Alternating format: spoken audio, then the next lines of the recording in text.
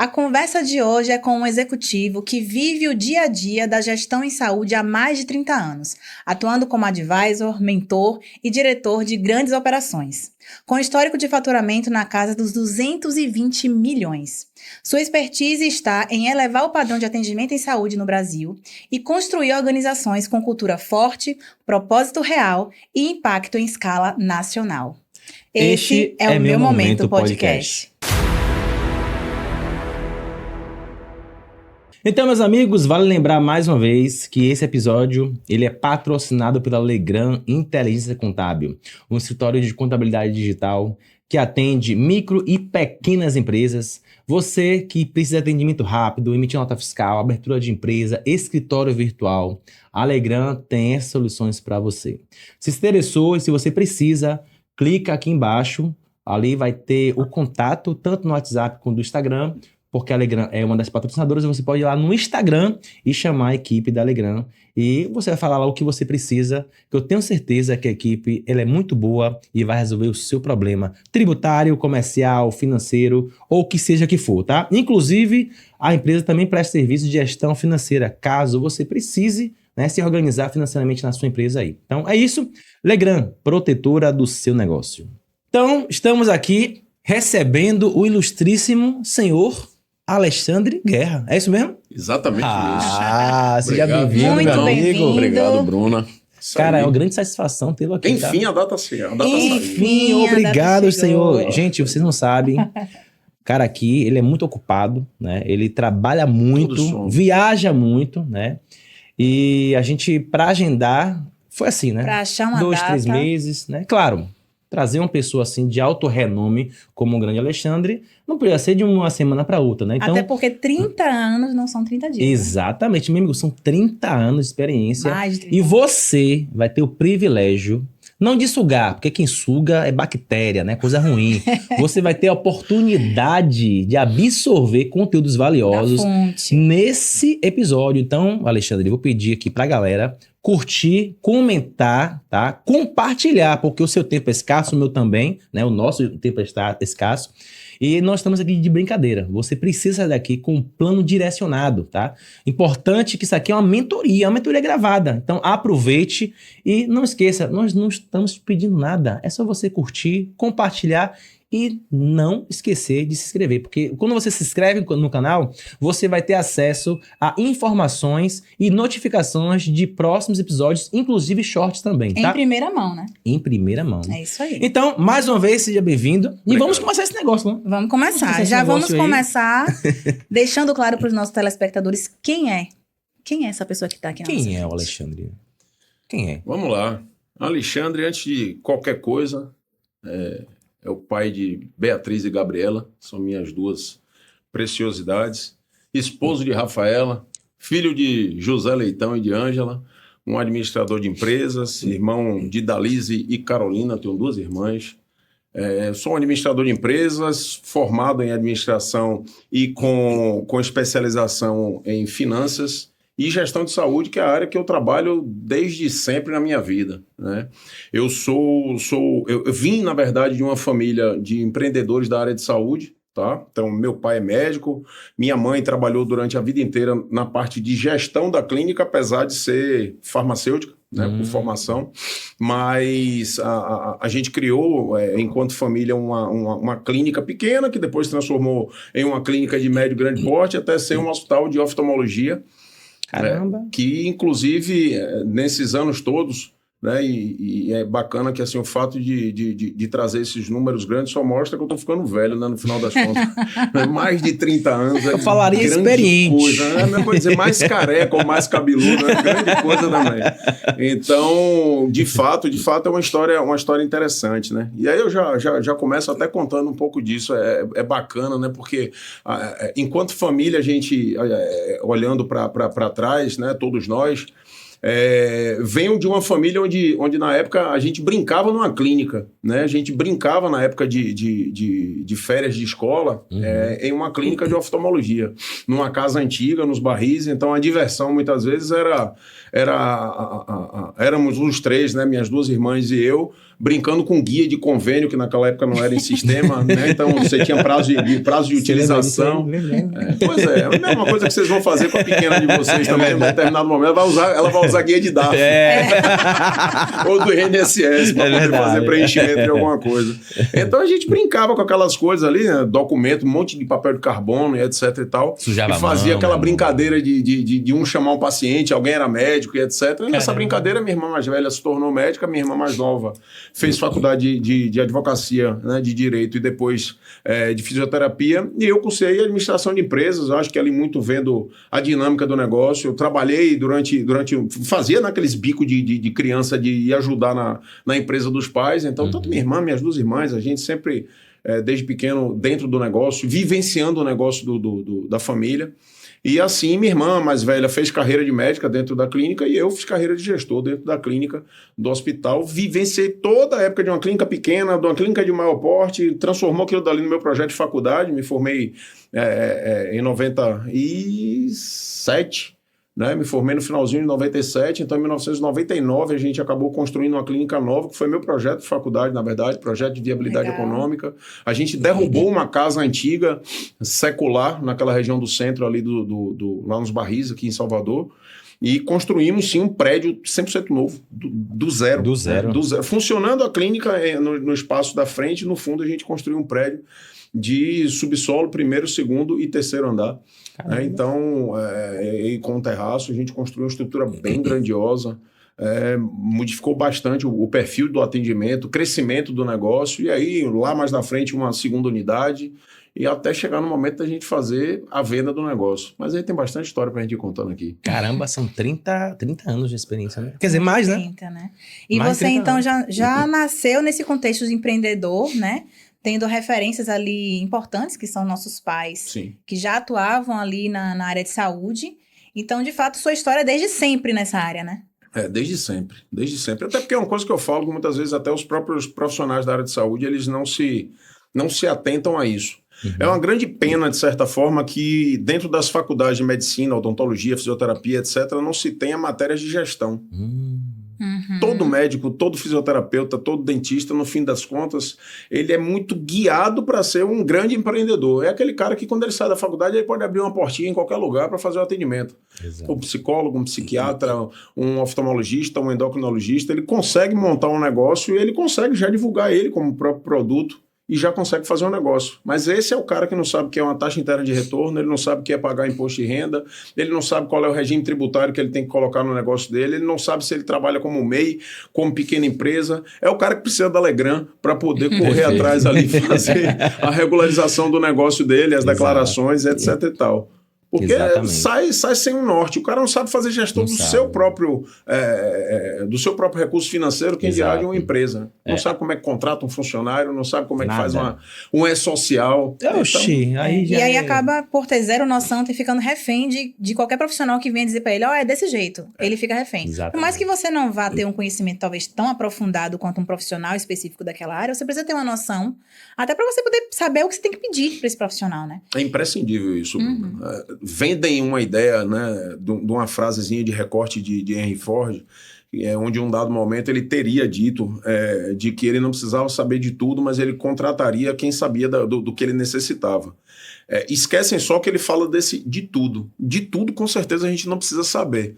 Mas a gente precisa ter noção do todo, o que é totalmente diferente. Exato. Né? Eu não preciso ser especialista em tudo, mas eu preciso eu preciso conhecer muito algumas coisas e preciso ter noção básica de outras demais. Até porque quando a gente não sabe algum determinado tema, a gente não sabe questionar, a gente tem dificuldade de ter entendimento, a gente não sabe quais são as regras do jogo, né? Então, assim, a gente não pode se colocar num papel passivo de eu não preciso saber das coisas. Não, a gente precisa saber do mínimo, principalmente no caso do empreendedor, e aí seja qual área de trabalho dele. Exato. O que eu mais vejo hoje é que tem os profissionais de saúde, cara, realmente os caras não sabem nada. E basicamente, cara, é o que você falou. O cara estudou ali 6 anos, mais 2, né, de residência e tal, mas pra no final ter o quê? Dinheiro. Ele vai ter dinheiro, ele vai trabalhar o quê? Pra ter dinheiro. Só que quando ele ganha o dinheiro, ele não sabe dar do dinheiro dele. Ele não sabe realmente como cuidar, como investir, como aplicar, nada. Na melhor das conversas que nós temos com os médicos, eles sempre falam isso. Cara, o que eu tive foi muito raso, foi assim uma matéria em um semestre. Tinha que ter essa matéria, sabe? Não só essa matéria, mas assim, umas 3, 4 matérias para você evoluir, para o médico entender, não só o médico, mas da área de saúde em todo, entender realmente o que é importante para ele, o que é melhor para ele. Quando a gente conversa com alguns médicos, colegas, né, fisioterapeutas, enfermeiros, os caras não sabem nada o que é imposto de renda. Pasmem, a gente, né, fez um imposto de renda de um médico, terminou sexta-feira, imposto de renda. A gente fez um imposto de renda de um médico, conversou com ele que ele trabalhou em um local só para pagar imposto de renda. Acredite, ele trabalhava em 4 lugares. 4 lugares ele trabalhou. Em um lugar, ele trabalhou só para pagar imposto de renda. Se ele tem a noção de que, pô, velho, eu tô batendo no teto no imposto de renda, eu não vou aceitar esse trabalho não, porque eu vou pagar para trabalhar. Isso evitaria muita coisa, muito prejuízo para ele. E eu digo mais, eu acho que o médico ele não precisaria de forma alguma buscar se especializar em determinados temas da área de gestão. E não é disso que eu tô querendo tratar. Mas ele precisaria pelo menos sair da faculdade com um playbook do que é regulatório, que ele não tem noção disso, ele não sabe que eu preciso ter no meu consultório uma liberação da vigilância sanitária, eu preciso pagar TFF, eu preciso ter alvará disso, alvará daquilo, então ele precisaria ter um book regulatório, né? Isso é uma coisa que certamente seria muito bom, e o que ele precisa observar dentro do negócio, né? E que estimulasse, inclusive, a contratação de pessoas. Hoje de manhã eu estava conversando com um médico e disse, poxa, eu estou passando por algumas dificuldades aqui no negócio, eu acho que o negócio cresceu bastante, etc. E mesmo eu separando um turno meu do meu dia para olhar o negócio, eu fiz, você é médico. Você está separando um turno seu para olhar a parte de gestão? Você já parou para fazer conta? Você, como médico, o que você traria de receita para a empresa, ao invés de você estar deixando esse meio turno seu para poder ficar olhando a parte... mas porque eu gosto. Rapaz, Gostar é uma coisa, tudo bem. Mas olhando o negócio como negócio, seu nome é um nome forte, seu nome traz receita para a empresa. Um administrador, ele não precisa trazer receita, muito pelo contrário, ele precisa, do outro lado, ele não é a imagem do administrador, do gestor, do diretor que vai trazer dinheiro para dentro da instituição, para dentro do hospital, dentro da clínica. Não é. É o médico. O médico é a figura que você vende. A autoridade. É a figura que você vende. É o cara que você colocar a cara do médico ali bonitão. É o produto, né? Exato. Ele é o produto, né? O administrador, o gestor, ele não é o produto ele não vai trazer receita, mas ele vai trazer otimização de recursos, ele vai trazer, sei lá, ganho em escala, sinergia e várias outras coisas. Então, foi um ponto que eu questionei ele. Você já pensou, de repente, você não é deixar de gostar, mas separar algumas coisas que realmente você poderia ali, de tempo em tempo, auditar, olhar, ver ali um reporte, pegar alguns indicadores interessantes, mas drenar esse processo realmente que é mais caloso ali para que alguém, de fato, cuide, né? E isso deve, com certeza, fazer com um custo de aquisição muito menor do que o seu, porque é o médico que é o cara vende o negócio. Com certeza. Mas é aquela coisa, ele realmente resolveu estudar gestão junto com a área aí depois de medicina, resolveu estudar gestão para ele poder se dedicar ao negócio. Graças a Deus o negócio cresceu pelo negócio, pelos profissionais, pelas pessoas que estão lá dentro, mas não necessariamente é o jeito mais correto de implementar as coisas, não. Perfeito. Na sua experiência, lá na clínica, quando você começou, qual foi o maior gargalo que você olhou assim, poxa, hoje eu faria diferente?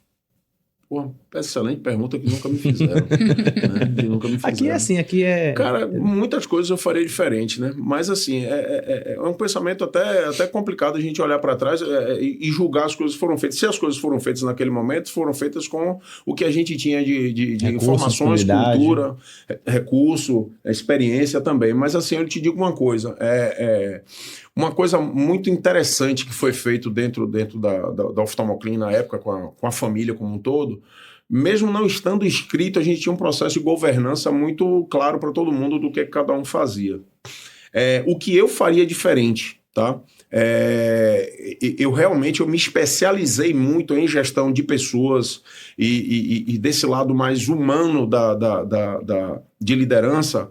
Nos últimos 10 anos para cá, eu teria feito muito mais, eu teria me especializado muito mais nisso logo depois que eu me formei na minha faculdade e trabalharia mais isso dentro do processo de gestão da empresa. Eu tinha uma cabeça muito lógica e muito mais exclusivamente lógica naquele período lá atrás e minha primeira especialização foi em finanças, que é aquela coisa que um administrador que acaba de sair do negócio e está trabalhando como gestor de alguma empresa, a primeira coisa que a gente fica muito preocupado é taxa interna de retorno, otimização de recursos, e análise horizontal e análise vertical, e toda aquela parte de contabilidade. Eu cheguei a cursar contabilidade, cara. Isso é bom. Eu não me formei em contabilidade porque na época foi quando o Conselho Regional de Contabilidade resolveu tirar o poder do sócio assinar pelas contas da empresa. Sim. Né? Então, na época eu acabei deixando a faculdade, porque o contabilista estava perto de me formar, inclusive, fiz na Cairu. Logo que eu saí da faculdade, eu entrei na Cairu e depois eu entrei, e na mesma ocasião, com a pós-graduação. Né? Não era casado nem nada ainda, na época tinha tempo disponível para estudar.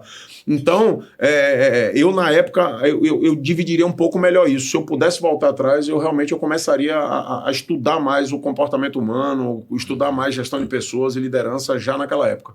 Interessante você falar isso. De fato, gestão tem várias... Se fosse uma tangerina, né? Tem vários gominhos. E me dá a impressão, quando você fala isso, de que você vê essa parte da gestão de pessoas como uma parte bem relevante na gestão como um todo. O que é a gestão de pessoas na área de saúde, considerando as outras partes de gestão que envolvem ali? Bruna, eu arriscaria dizer que na área de saúde ela tem uma relevância até superior do que outras áreas. Óbvio, todo gestor de qualquer área, ele vai liderar pessoas, seja em volume maior ou volume menor, tá? Mas eu trabalho com informática. Cara, você não trabalha com a máquina, né? A não ser que você seja um programador que vai lidar somente com a máquina e não vai ter contato com pessoas. Mas se você tem um papel de gestão, tem um papel, querendo ou não, de liderança de algum tipo de grupo, tá? Isso daí é uma questão inegociável de fato. Então, na área de saúde em específico, você, querendo ou não, vai ter sempre uma grande parcela, uma grande participação de pessoas em processos, né? A gente fala muito hoje em dia de inteligência artificial. A inteligência artificial pode ajudar muito no processo de um hospital, mas a inteligência artificial, isoladamente, ela não vai atender um paciente. Uhum. Né? A inteligência artificial, ela isoladamente não vai conseguir acolher alguém que está passando por uma situação complicada, né? Eu não vislumbro a possibilidade da robótica, em um determinado momento, fazer um comunicado de falecimento do ente querido da família. Eu sinceramente, eu não vejo isso daí no mundo, a não ser que a gente crie realmente um mundo frio e cruel, onde as pessoas vão deixar de ter convívio entre elas. Né? Então, na área de saúde, a gente transita com uma quantidade enorme de pessoas e de profissionais específicos que eu arrisco a dizer que serão insubstituíveis. Tá? Então, é obrigatório que qualquer pessoa que venha trabalhar dentro de um hospital tenha mais capacitações em gestão de pessoas do que, de repente, em outros lugares onde você está mais propenso a fazer gestão de processos. Perfeito. Você pensar numa fábrica, por exemplo, lógico que você vai fazer gestão de gente, lógico. Mas você tem ali, de repente, uma linha de produção. Naquela linha de produção você olha muitos indicadores, indicador de produção, indicador de qualidade, etc. Tal, e você tem uma quantidade de líderes trabalhando com você, muito proporcionalmente, óbvio, menor do que você tem dentro do hospital. Né? Então, eu costumo dizer que o hospital é onde você realmente tem muitos serviços humanos ali ligados. E por ter muita gente, né, muita liderança, como você trouxe, também tem muito ego, né? Muita batalha de ego, muitas vezes. Tem profissional que acha que está acima do outro profissional, e isso às vezes gera muitos conflitos. Que tipo de situação, assim, que você vê com mais frequência dentro do tópico de gestão de pessoas na área de saúde? Bom, você falou de um tema interessante, né? Porque assim, ego a gente tem que tratar em casa. Né? Então, é aquela coisa de educação doméstica, né? De comportamento de cada um. Então, pessoas que têm um ego muito forte, né? Muito exacerbado, ou com a necessidade de muita massagem no seu próprio ego, de qualquer forma, são pessoas que têm algum problema ou de autoafirmação, autoestima ou algo do gênero. Mas a gente precisa, e aí volta, né?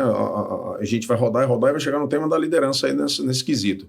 A gente precisa saber se comportar de uma forma muito tranquila com quem tem esse tipo de comportamento para não gerar zona de fricção, rusga. Se você perde, de repente, às vezes, uma pessoa que tem um talento bacana nesse sentido, e seja um médico, um psicólogo, um psiquiatra, um líder de recepção, ou quem seja. Né? Então, alinhamento de expectativa, o alinhamento entre gestor, entre o líder e esses liderados, e as pessoas que trabalham nesse ecossistema, é o que é mais importante dentro de um ecossistema na área de saúde. Né?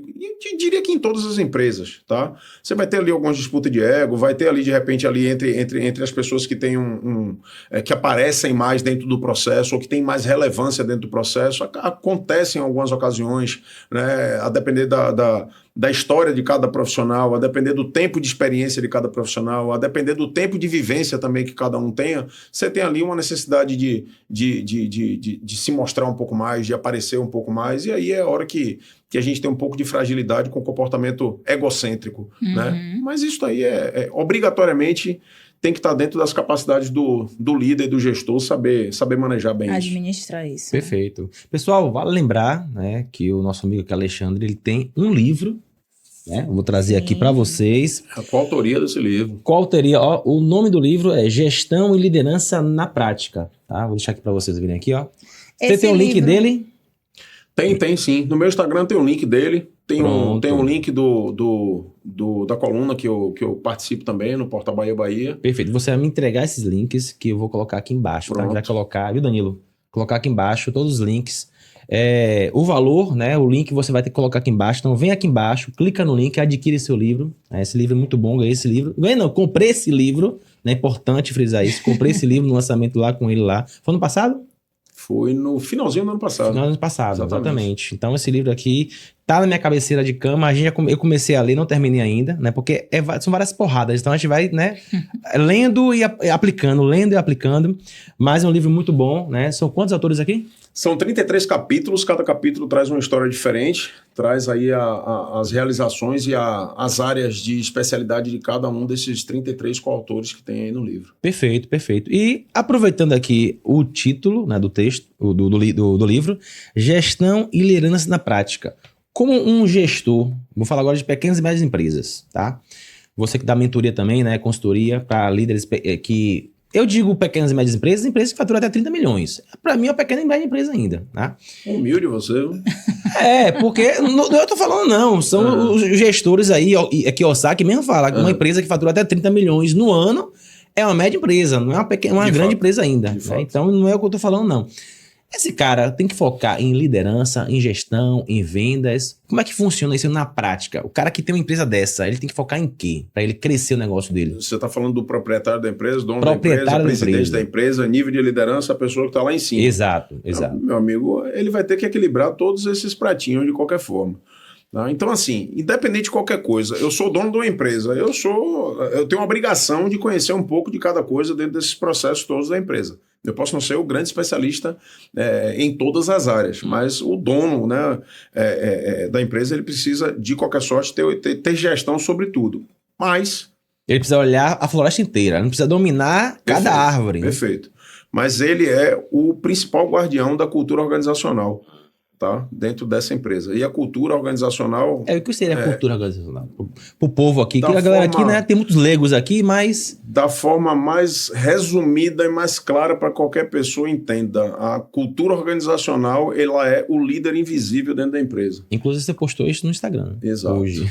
Então, a cultura organizacional é o líder invisível dentro da empresa. É aquela situação... Eu escrevi um texto sobre isso essa semana. Então, a cultura, no fim do dia, ela vai ser determinante para que a gente consiga, às vezes, tomar decisões sem que alguém me diga o que fazer. Por quê? Porque já é costume de fazer. A gente sabe que dentro da minha empresa eu não permito que alguém pague propina para alguém. Então, se alguém me pedir propina, eu não preciso... Opa, alguém me pediu, eu pago, não pago? Não, eu já sei que não pode. Dentro da minha empresa, eu não admito preconceito. Então, se alguém tiver um comportamento preconceituoso com alguém, um colega de trabalho automaticamente vai chamar atenção e vai repudiar aquele processo. Eu não preciso que reporte aquilo dali, até mesmo dentro do compliance da empresa. Ou a própria pessoa vai se sentir inibida a ter algum tipo de atitude dessa. E digo mais, quando a cultura é forte, existe um termo chamado employer branding, né? Então, onde a empresa tem um comportamento forte, tem uma cultura forte, pessoas que não têm fit cultural, elas nem se candidatam para trabalhar nessas empresas. Entendi. Ela automaticamente repele que pessoas que têm um comportamento diferente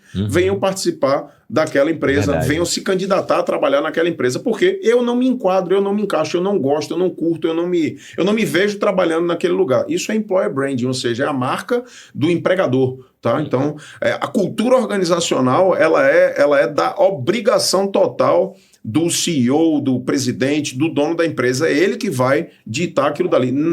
Onde a gente lê princípios, missão, valores dentro de alguma empresa e que você olha aquilo dali muito bonitinho, com uma arte maravilhosa, só preso numa parede, mas que aquilo não tenha nenhum tipo de resultado final, aquilo daí você pode jogar fora que não significa nada. A empresa ela tem uma cultura fraca, ela tem uma cultura de marketing, de propaganda apenas, e não vive aquilo dali. Então, a cultura organizacional é o que a gente vive no dia a dia. Toda empresa tem cultura, boa ou ruim, fraca ou forte, toda empresa tem cultura. Tá? Então, empresas que têm cultura forte, a gente consegue sentir o cheiro do que a gente pode e o que não pode fazer. Então, ela faz com que as pessoas tenham muito mais direcionamento nas suas ações, tenham uma performance muito mais forte, muito melhor, tá? Tenham, inclusive, um cascateamento dessa liderança mais claro para todo mundo. Perfeito. A gente estava falando sobre isso na semana passada, inclusive o André Cardoso falou sobre isso também, né, sobre a cultura e a governança. Mas na prática, hoje, para um empreendedor que ele trabalha ali, sei lá, com 20 funcionários, né? Você falou tudo isso, né? A gente também concorda, a gente aceita isso. E o nosso telespectador também tá vendo isso, mas tá julgando, poxa, mas como é que eu faço isso na prática? Porque adulto hoje, gestão de pessoas hoje, né? No século não, né? No ano 2026, é você lembrar a um adulto o que ele tem que fazer, que está no contrato de trabalho. Basicamente é isso, o tempo todo. Será? Será não? Você me pegou num tema que eu adoro. Não é não? Eu costumo dizer o seguinte, nós em 2026, a gente tem tantas ferramentas de comunicação, né? WhatsApp, telefone, que ninguém usa mais, Teams, Google Meet, Slack, o e-mail, que também ninguém usa mais, inúmeras ferramentas de agenda, né, que você falou aí do Slack, você tem os agendas todas do Google, do Outlook, etc. Tal, mas eu nunca vi o ser humano se comunicar tão mal quanto a gente se comunica hoje em dia. Será que a gente deixa claro para as pessoas o que precisa ser feito de fato, ou quais são as expectativas que eu tenho com aquela pessoa que eu acabei de contratar? Que isso é um ponto que eu muitas vezes vejo. E aí a gente pode estabelecer isso aí até em camadas, né? Seja da família com o filho, seja daquele filho quando entra no mercado de trabalho, seja aquele jovem que acabou de entrar no mercado de trabalho, seja uma pessoa que acabou de ser contratada numa empresa independente da idade. Eu percebo que as empresas hoje, uma das características, na verdade, e assim, digo de antemão, a gente hoje, acho que o grande ponto básico do ser humano realmente para esse novo século e para essa nova realidade, tudo que é replicável, tudo que é commodity, tudo que é número, indicador, etc. tal, a inteligência artificial certamente vai ajudar muito e vai substituir muito desse papel. Perfeito. Tá? Então, você, por exemplo, que é um cara que eu sei que é entusiasta da inteligência artificial, certamente você olha a sua agenda hoje em dia, você não precisa mais ficar olhando um a um. Eu sei que você tem lá inúmeros gadgets ali ligados e você já tem uma inteligência artificial que talvez já está ligado com sua Alexa, que de manhã, antes de Bruna lhe dar bom dia, você já diz Alexa, aí ela já diz assim, Tiago, hoje você tem que fazer isso, isso e isso, ou priorize tal coisa porque é melhor, etc e tal. Isso daí dá para a inteligência artificial fazer, não dá? Mas será que a inteligência artificial vai conseguir conduzir o seu liderado? Não vai, cara. Esse papel vai ser seu o tempo inteiro. E eu percebo hoje muita liderança fraca fazendo com que, ou na verdade, terceirizando esse papel para alguém, quando muito, ou ninguém mesmo, achando que o outro fez. E a gente precisa melhorar o processo de comunicação. E a comunicação, seja através de escuta ativa, seja através de boas práticas de feedback, inclusive é o meu capítulo desse livro, tá? Boas práticas de feedback, alinhamento de expectativa, PDI, seja essas ferramentas aqui que eu acho que hoje o grande líder, ele falta com ele. As pessoas se comunicam muito mal. Nos dias de hoje eu percebo, inclusive, isso daí em altas lideranças. O processo de comunicação, ele é muito ruim e as pessoas não fazem alinhamento de expectativa. Tá? Então, assim, eu contrato alguém, coloco na empresa, e aí, como você falou, às vezes eu preciso ficar lembrando do óbvio. Precisa, porque em momento algum lá atrás foi dito que o óbvio era aquele, ou que aquilo dali era expectativa. Quantas e quantas empresas hoje em dia falam muito de performance, mas nunca mostraram uma DRE para o seu time? Se eu sou uma empresa que quero alta performance, se eu sou uma empresa que quero resultado financeiro, foco no resultado financeiro, por que eu, diretor da empresa, tenho vergonha de falar de números? E é o que a gente vê em muita corporação. A gente fala muito em performance, fala muito em alta performance quando nem performa, né? Não tem nem baixa performance. Mas o ponto que eu falo é esse. Se eu quero, por exemplo, se eu sou uma empresa que tem um foco ali no resultado final, taxa de retorno, percentual de EBITDA, margem de contribuição, CMV, Qualquer indicador que a gente queira através de número, eu preciso mostrar os meus dados e os meus resultados para o time que trabalha comigo. E isso daí, quando eu falo time que trabalha comigo, eu não estou dizendo só de alta liderança, média liderança, é fazer com que o cara que está lá trabalhando, sei lá, no serviço mais simples da empresa, ele se sinta incluso naquele processo. Aonde está a participação dele, a contribuição dele para que a empresa atinja aquele resultado? Porque se a gente fala de performance, eu preciso conversar sobre performance, tá? Se eu falo sobre qualidade, eu preciso mostrar qualidade. Cultura organizacional, a gente vai voltar de novo aqui, vai discutir a mesma coisa, tá vendo? Então, eu tenho que colocar isso dentro da cultura da empresa. Se a empresa é uma empresa de resultado financeiro, eu preciso mostrar meus números. Se eu quero focar muito no processo de qualidade, eu preciso mostrar que a qualidade é importante no meu processo de trabalho. Se eu quero focar em ESG, meio ambiente,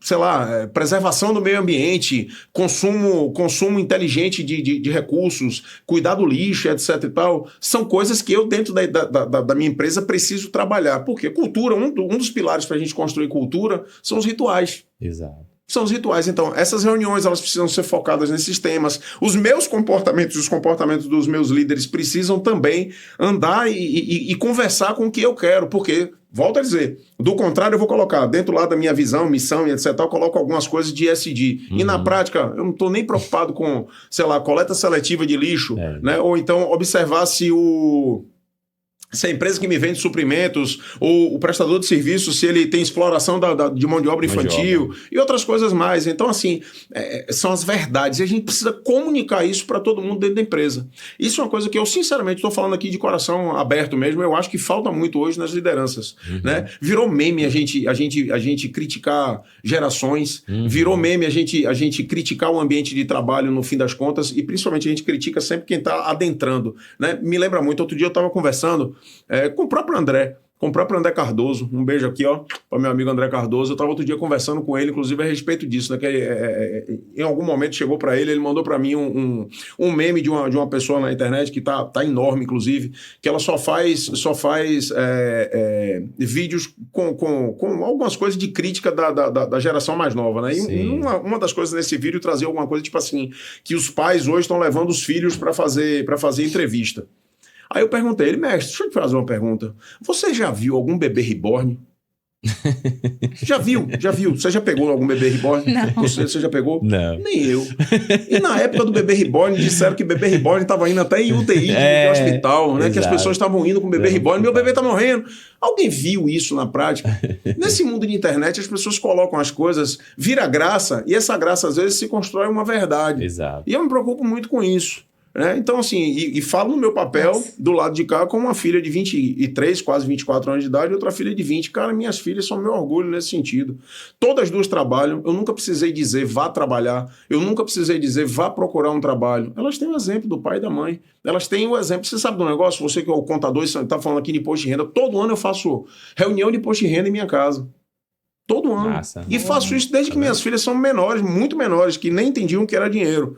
Tá? E nem entendiam ainda, quer dizer, nem entendiam não, sempre entenderam porque sempre tiveram junto ali com aquele negócio, aprender a dizer não a filho, né? Aprender a dizer não ali com dinheiro, inclusive, dizer, olha, dinheiro não nasce árvore não. Eu me lembro quando eu era pequeno que a gente saía, passava, deixava a luz ligada, meu pai e minha mãe diziam assim, você é sócio da Coelba? Pois é, né? A gente acostumou a ouvir isso, e essas coisas criam cultura, a gente faz com que as pessoas entendam, se você deixar ligado, é um desperdício. Exato. Não é por falta de dinheiro, graças a Deus a gente tem dinheiro para pagar, mas aquilo ali é um desperdício, não faz sentido gastar com aquilo. Outra coisa, o dinheiro. Exatamente. Tá? Então, isso aí tudo, essas repetições de rituais, né? A gente acabou de falar aqui mais um ritual, quando você chega aqui para o filho e diz, você é sócio da Coelba, né? Então, essas coisas assim vão criando nas pessoas o histórico, a lembrança, a memória. Isso são rituais. Exatamente. Em relação a isso de energia, é engraçado você falar que você lembra que a gente passou por uma época de... Como era o nome? Que todo mundo tinha que economizar. As tarifas também, teve apagão, teve uma época que todo mundo teve uma meta de racionamento, isso. E aí, naquela época, todo mundo que não tinha tanta atenção com isso passou a ter. E aquilo ali virou um novo normal daquelas famílias. Eu não sou dessa época. Ah, tá, você é assim. Eu também não, disseram. E realmente marca, né? E você fica com aquele valor dentro de você, né? Quando você fala sobre feedback, hoje eu percebo muita gente relatando dificuldade na forma de comunicar o feedback.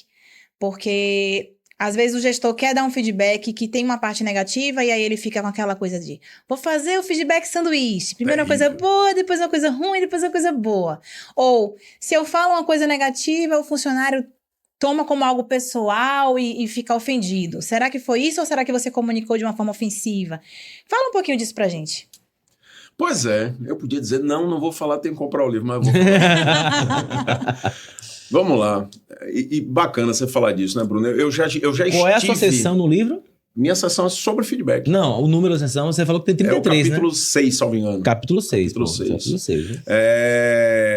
E eu fiz eu realmente construí nesse capítulo contando um pouco da minha história com a relação com o feedback, porque eu era muito ruim com isso e me incomodava de sobremaneira.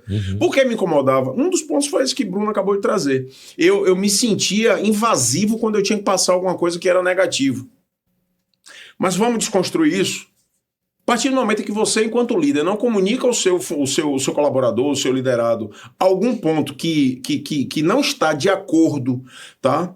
Com o que você, enquanto líder, tem como expectativa e ele, enquanto liderado, deveria melhorar para que ele pudesse melhorar a carreira dele, progredir na carreira dele, de repente um dia trabalhar com mais expertise e ser promovido. Você está agindo a favor ou contra dele? Contra. Totalmente, não é? Você tem esse direito de repente, trabalhar contra ele, de fato. Feedback sanduíche. Pior estratégia que eu já vi na minha vida. Porque é confuso. Para quem não sabe exatamente parece o que é o feedback... Parece que tá tentando embrulhar uma coisa numa coisa bonita, mas é uma coisa ruim. Que coisa que a gente está embrulhando, não é melhor não dizer. Mas a ideia do feedback sanduíche seria você botar num pão... Né, o pão de cima e o pão de baixo com alguma coisa positiva, né? Você começa então com um elogio, você vem depois ali com uma porrada e depois você finaliza com um elogio. Na cabeça do cidadão, especialmente se ele tiver TDAH, ele vai guardar o quê? Não sei, ele vai guardar. Esse cara me elogiou, esse cara me deu uma porrada. Mas ele falou no meio, ele terminou com o elogio, então tá tudo certo. Né? Então, não sei, velho. Eu acho que verdade, se tem uma estratégia de insucesso, é essa. Na minha visão, tá? Na minha visão. Se você aplica e gosta, continue fazendo, tá errado, tá? Então, meu feedback pra você é que tá errado. Mude, melhore. Então, exatamente, diretamente é isso. TDAH, o cara vai, meu irmão, você falou tudo, cara. Eu comecei bem, depois eu vim mal, depois terminei bem. 2-1.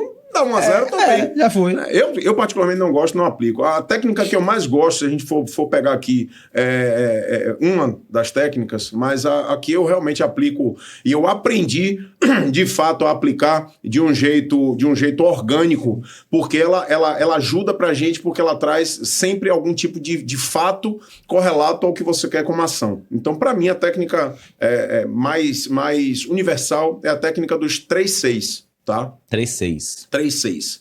Cessar, continuar e começar. Cessar, continuar e começar. Cessar. Alguma coisa que o cara tá fazendo que não é bacana, que precisa parar de fazer. Vem aqui no cessar. Olha o fato. Eu preciso mostrar alguma coisa.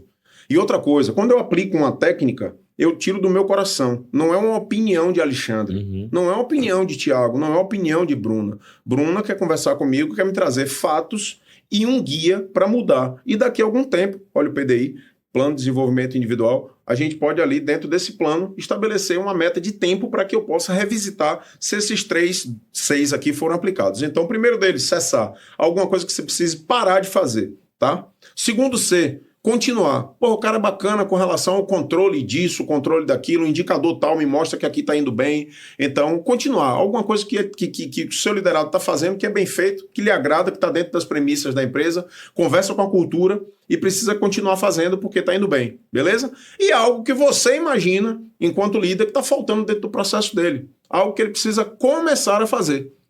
Então, no começar, pode ter também, de repente, alguma crítica, pode ter algo que você, na sua expectativa enquanto líder, tinha expectativa de que ele tivesse a iniciativa de fazer, mas ele não teve. Você traz ali naquela sessão de feedback e diz, cara, eu preciso que você comece a fazer determinada coisa. Comece a imprimir mais reuniões com o seu time. Né? Comece a mapear melhor os seus indicadores de qualidade, os seus indicadores de, sei lá, ocupação do seu hospital. Coisas do gênero que dentro da sua operação você vai ter noção.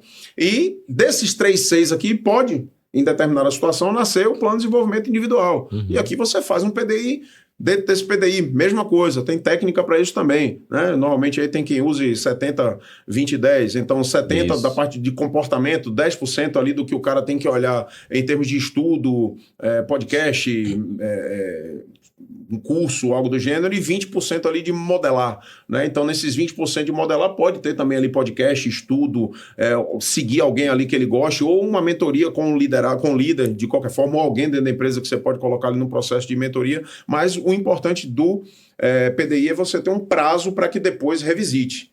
Então, sei lá, 2 meses, dependendo da coisa, 3 meses, aí o líder que vai dizer, não tem um padrão específico para isso, mas olha, a gente vai voltar a discutir esse ponto, vai voltar a conversar esse ponto. Conversa de adulto, né? É por isso que eu detesto quando as pessoas vêm com aquela coisa de que minha empresa é minha família. Não, não é, porque você não vai deixar de ter uma sogra, você não vai deixar de ter um cunhado, você não vai deixar de ter um irmão, você não vai deixar de ter uma irmã, mas se você tem um liderado que é ruim, você vai tentar fazer todas essas ferramentas, vai até fazer um tal de um PRI, que agora também deram um nome específico, né? Que é Plano de Recuperação Individual, e se esse cidadão não for bem sucedido no PRI, você vai ter que disponibilizá-lo ao mercado para que outra empresa contrate. E agora Perfeito. também tem uma nova sigla, que é RUA. Essa Mas daí foi a gente, primeira.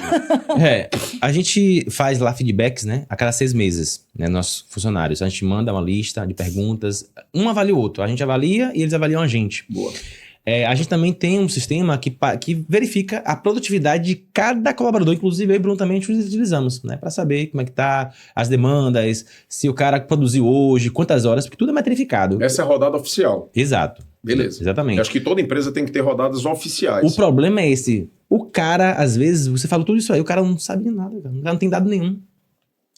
Vamos lá. Como é que se constrói isso quando o cara não tem nada? O cara não sabe quanto é que... Eu não vou nem falar quanto custa um funcionário numa empresa. Às vezes o cara nem sabe. Mas o cara não sabe se o cara produz. O cara não sabe se o funcionário trabalhou hoje, está trabalhando com o quê. Como é que avalia um funcionário sem dados? Ele não sabe, ele não tem isso metrificado. Não tem metrificado. Tá. Porque a gente vê muito isso, né? Muito empresário que contratou o cara, às vezes nem contratou direito, mas colocou lá para trabalhar e tá aí o trabalho. Não tem um plano de gerenciamento para ele, não tem um sistema de gestão onde ele vai receber ali as informações que ele vai chegar e trabalhar. O cara não... Nada. Como é que... Vamos lá. É óbvio que cada empresa ela vai estar... ela vai precisar estar se encaixando dentro do seu processo de maturidade da empresa, né? Bruno Nardon, do G4, ele fala um negócio que é bem característico dele, que eu acho super bacana, que é assim, tem empresa que está no estágio de 0 a 10, né? Do 10 ao 100, do 100 em diante. Né? Então, do 0 ao 10, às vezes o cara tá, meu amigo, caos para depois criar ordem, né? O cidadão, ele começa a fazer as coisas sem indicadores, sem números, sem dados, e simplesmente vai porque tem que ir, né? É normalmente aquele cara que montou a empresa e ele mesmo tá atendendo o telefone, fazendo a venda, às vezes ele faz voz de secretária e voz de patrão, para ele poder fazer agendamento para ele mesmo até, né? Então é aquele cidadão que está naquele início de processo e tudo, e tá tudo bem ele não ter números, tá tudo bem ele não ter dados, ele não precisa ter tudo, tá? Apesar de que, e aí volto para outro ponto da inteligência artificial, se você for conversar com qualquer ferramenta de inteligência artificial e pedir ali, ou até no próprio Google mesmo, pedir ali um book de alguns indicadores básicos para você colocar na empresa sua daquele negócio específico, você consegue. Ou se você quiser alguma coisa até mais sofisticada, né? Pega alguma empresa que dentro do seu ramo de atuação, que tenha de repente mercado aberto na bolsa, e vai lá na página do RI, né, dessa empresa, e baixa o documento do cara. Perfeito. Você não vai ter todos os dados ali hoje, mas pode ser ali um futuro seu, quando você tiver tudo que você precisa, né? Então você vai, sei lá, o cara tem um laboratório, entra lá no site do DASA, por exemplo, baixa lá a documentação da RI do DASA e você vai ter lá a DRE, você vai ter os indicadores, você vai ter todos os dados que o cara tem. Eu tenho isso hoje? Não tem. Outra coisa, não se engane com o contador, não. O contador é preguiçoso quando a pessoa não pede a ele as coisas e não bota na parede, Acontece. Tá? Alegrando não é assim, Exato. Já posso garantir. Mas conheço muito contador que fica com aquele dinheirinho bacana que é só um emissor de DARF o resto da vida. Então, DARFista, né? Pois é, exatamente. Eu gostava de chamar um contador velho que trabalhou comigo há muito tempo, que ele dizia assim, rapaz, você é o recolhedor do governo, você é o cartorial, né? Porque você só me emite documento para pagar, eu não olha nada para mim, o que é que você pode me ajudar? melhorar. Então, converse com o seu contador, faça com que ele traga para você sugestão de indicadores. Perfeito. E aqui eu estou falando só do lado contábil e financeiro. Operacional, você que é dono do negócio, você que está ali à frente da operação, é que precisa criar eles. Mas digo mais, não necessariamente você vai precisar entrar numa sessão de feedback com dados específicos sobre tudo, não. Você pode ter algumas coisas que sejam empíricas, sim, a depender da sua operação, obviamente, a depender do que você naquela rodada de feedback vai fazer. Só um ponto que você falou que eu acho que é super importante. A gente não pode também ficar se apegando só às rodadas oficiais e documentais de feedback. Um feedback ele pode acontecer no cafezinho. Tá? Ele pode acontecer num belo dia que você chega e diz assim, cara, vamos fazer um negócio, eu quero pagar um almoço com você, vamos bater um papo, quero tirar aquele cara daquela atmosfera da empresa e trazer ele para um lugar um pouco mais solto, né? Quero ter ali, de repente, um papo um pouco mais solto, mais liberado, né? Então, diz, olha, velho, vamos ali tomar um café ali na lanchonete lá embaixo do escritório, vamos sair dessa atmosfera aqui um pouco. Então, o feedback não obrigatoriamente ele vai ter que ser daqueles formais que você vai precisar entrar na plataforma, registrar e etc. Não. Tá? Então, e faça com que isso daí seja algo cada vez mais comum dentro da empresa. Você não precisa entrar naquele momento em que... Eu me recordo muito que teve uma empresa que eu trabalhei na determinada ocasião que era interessante, que quando você... Isso logo quando eu assumi lá na operação, primeiro que o antigo diretor, a sala sempre ficava trancada. E eu nunca tranquei a sala. Né? Então, no início, as pessoas tinham vergonha de chegar na sala para poder entrar. Aí eu comecei a deixar a porta aberta. Aí as pessoas passavam e diziam, não, vou fechar porque você está tendo reunião. Você não pode deixar aberta, qualquer pessoa pode entrar aqui, pode ficar tranquilo. Né? Então, às vezes, aí chegou a ponto que as pessoas começaram a entender aquilo. No dia que eu não estava na sala, alguém me ligava e dizia, posso usar a sua sala? Claro, não é minha. É da empresa, pode usar à vontade. Hoje eu vou chegar mais tarde, então pode usar, pode. Posso fazer uma reunião na sua sala? Pode, não tem problema.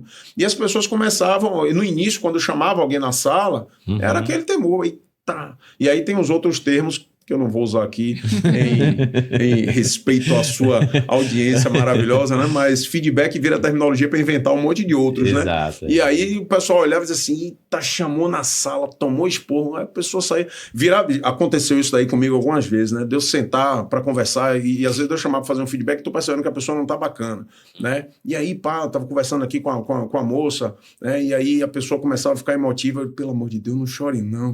Se você sair daqui chorando, eu tô lascado, porque as pessoas vão dizer, não tinha nada a ver com o trabalho, às vezes. Né? A pessoa só tava ali, meu filho, não sei o que, não sai chorando, não, me ajude, pelo amor de Deus. O que vão achar lá fora, pô? Já tem aquela... O cidadão já é careca, alto, fala com a vozeirona desgraçada, porra, não me ajude. Né? Mas é isso, as pessoas precisam transformar essa metodologia de feedback e de conversar com a liderança, com as pessoas dentro da empresa, de uma forma um pouco mais descontraída, mais desconstruída, para não parecer que o feedback é uma sessão de esporro, né? Que o feedback é algum momento que você chama alguém porque está fazendo alguma coisa errada. Feedback é momento de elogio também, pô. Perfeito. Feedback é momento de você chegar para a pessoa e dizer assim, cara, você está indo super bem com isso, sabe o que eu vou fazer agora? Vou piorar a sua vida, vou trazer um projeto novo. E é isso. Acontece, porque na vida a gente só evolui exatamente assim. Com um plano novo, projeto novo, desafio. Exato. Então você vai ali do 0 ao 10, aqui nem o Nardon fala, do 0 ao 10, chega aqui no 10, eu começo a me comportar como se eu já estivesse pensando no 100 e dali por diante. Exato.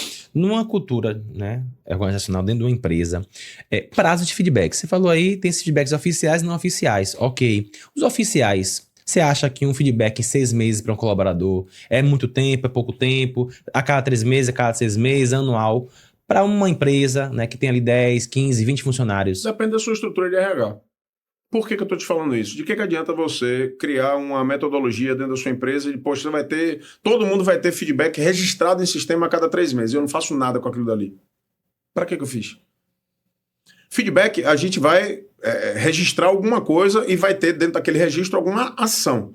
Né? A principal é o líder, né? Ele precisa observar o que ele deixou ali como feedback e ele precisa, de alguma forma, é responsabilidade total e plena do líder, tá? Ele precisa ter uma rotina de observância sobre aqueles pontos que ele trouxe como feedback. Ou seja, se eu apontei no feedback que o cara precisa melhorar em determinada coisa, precisa criar alguma coisa, precisa parar outra, que eu, em algum momento, vou precisar revisitar com ele ali e dizer, olha, o que você fez ali foi bacana. Fiquei feliz que você começou que você criou aquela rotina que a gente conversou no feedback. Então, é papel do líder fazer isso. Então, e o RH por si só, né, dentro das ferramentas, que normalmente quando a gente está falando aqui de fazer isso daí documental, né, e deixar isso daí tudo em sistema, você vai usar, sei lá, um Smart Leader, que é a plataforma que a empresa que eu trabalho hoje usa. Você vai usar o Impulse App também, que é outra plataforma que trabalha muito com formalização de feedback, também, né? Exatamente, outra também. Então você tem, normalmente nessas ferramentas, você faz a avaliação 360, você faz registro de feedback, faz PDI. Então você tem que ter um time ali que está olhando aquilo de tempo em tempo e está trazendo algum tipo de informação, porque do contrário não adianta nada. Você criou várias e várias rotinas de feedback, mas você fez o que com aquilo? Então, assim, para mim, eu me preocupo muito menos com o prazo do feedback, eu me preocupo muito mais com o que você vai fazer com o que você tirou de feedback. Tá? Porque, do contrário, vira aquele negócio que um belo dia o cara vai olhar e vai dizer assim, pô, fez o feedback, eu falei, ele falou, eu dei um feedback, né, vou usar um termo... vou usar, não vou ficar com muita coisa não. Porque diz que tem um feedback chuveiro e tem um feedback bidé também. Mas tem gente que não sabe nem o que é bidé, mas não sabe. O que é que vem de baixo para cima e vem de cima para baixo. Todos dois são água, né? Mas quem está no meio é um indivíduo. Então, a gente precisa também entender isso. E outra coisa que eu acho que é super importante, que uma liderança que tenha um papel contemporâneo hoje, ele não é um cidadão autocrático e ditatorial que não se coloque naquela posição também de ouvir. Uma coisa que a vida inteira... depois que eu me tornei um líder maduro, que eu deixei de ser um cidadão que só queria dizer as coisas, mas também queria entender como eu conseguiria e poderia melhorar, sempre no final dos meus feedbacks, sejam os extremamente formais ou não, uma pergunta-chave é o que é que eu posso fazer para melhorar o seu trabalho? Ou o que você, nesse último ano, feedback anual, nesse ano, o que é que eu atrapalhei sua vida? O que é que eu posso melhorar? Quais são as sugestões que você tem de feedback para mim, para que eu possa te ajudar no seu trabalho? Porque o papel do líder, no fim das contas, tá, é fazer com que aquela pessoa que é o seu liderado trabalhe e execute a sua vida na sua plenitude, no melhor. E aqui não é só no trabalho, porque o que você faz no trabalho vai refletir em casa, tá? Esse é um ponto. E outra coisa, é fazer com que aquela pessoa traga resultado. Que aquela pessoa se evolua e cresça profissionalmente também, o que não impede que ele vai ter um crescimento pessoal. Essa coisa de CPF, CNPJ, etc. Tal, eu acho que isso daí é uma tremenda uma balela. Todo mundo vive trabalho, vive empresa dentro de uma pessoa só. A gente não é Ruth e Raquel ou bipolar para querer ter uma chavinha dentro da gente que organiza um lado e o outro. É tudo misturado mesmo. Exatamente. Nesse tempo de experiência que você tem aí, que são 30 anos, né? Volta a falar, 30 anos de experiência não são 30 dias, né? Qual a lição que você aprendeu e que pode ser replicável para outros empreendedores hoje? Pode ser uma, pode ser várias, pode ser aquela que, poxa, essa me marcou e eu repasso isso para os empreendedores, isso. Cara, eu aprendi uma lição dura que me marcou. E eu já refleti muito sobre ela, mas você está me trazendo pergunta difícil. Meu momento podcast, assim, aqui é para desconstrução. Percebi. E me trouxe já muitas reflexões. Eu posso, de repente, estar dizendo a vocês aqui um pensamento que eu posso voltar atrás lá na frente também. Mas a gente tem que dosar muito bem o momento de soltar a mão, de desistir. Então, especialmente do que? Da empresa, do funcionário, da pessoa? Do seu liderado, do seu colaborador, porque a gente vive num mundo que a gente não está na cabeça das pessoas para entender, inclusive, qual é a percepção que aquela pessoa tem sobre uma cobrança que você está André trazendo. Falou a mesma coisa ontem. Você lembra? Mas continue. Porque o que acontece, eu vou contar uma história, que aconteceu comigo há um tempo atrás. Na verdade, foram duas histórias muito parecidas em momentos diferentes com pessoas diferentes. E eu tinha uma simpatia como pessoa muito grande por essas duas pessoas, né? Em momentos totalmente diferentes da minha carreira, inclusive. E eu via uma grande capacidade de crescimento para aquela pessoa. Então eu exigia muito. Tá? Eu dava ferramentas, eu dava feedback, eu fazia todo o processo de gestão muito de perto e também exigia, né? E percebia que aquela pessoa tinha muitas dificuldades com algumas coisas, não só da área de trabalho, mas principalmente na questão das suas capacidades humanas. E eu exigia e dava ferramentas, sentava feedback. Em um determinado momento, com uma das pessoas, acabou tendo uma briga muito séria com uma colega de trabalho, né? E aí, nessa briga muito séria com a colega de trabalho, não teve como ser remediado, e foi uma pessoa que foi desligada da empresa, e no momento de ser desligada, ficou extremamente chateada comigo, tá? Extremamente chateada comigo, poliqueixosa, até um determinado momento, e quando ficou mais madura, entendeu todo o ocorrido, já chegou a me pedir desculpa em um determinado momento e tudo mais, e nem precisava me pedir desculpa, porque eu, em momento algum, fiquei magoado, eu entendo também o processo. E a outra pessoa também da mesma forma, né? Num determinado momento, essa pessoa chegou a fazer queixa comigo mesmo, dizer, cara, você tá pegando muito pesado comigo. E eu disse, tá bom, volto aqui 2 passos atrás, me perdoe, tá? Mas como é que a gente vai... Eu tenho uma ideia de que você vai chegar aqui, aqui e aqui. Você quer ou não quer? Quero. Eu disse, então você vai precisar alinhar comigo, porque isso está em desacordo com o que eu quero de você também. E o que eu tô lhe cobrando. E o que eu tô te cobrando. E também foi uma pessoa que depois, lá mais na frente, também entendeu esse processo todo e também entendeu de onde vinham as cobranças. É a grande diferença entre pressão e tensão. Sim. Né?